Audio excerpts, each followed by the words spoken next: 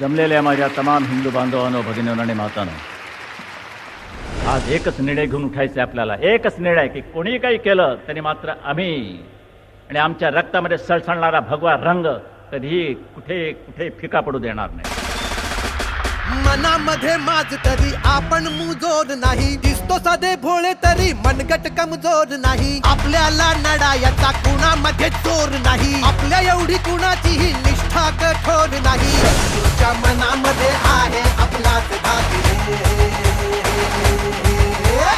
आपण तरी कुणी बाळासाहेबांची लेकरे. पक्ष आपला ठाकरे.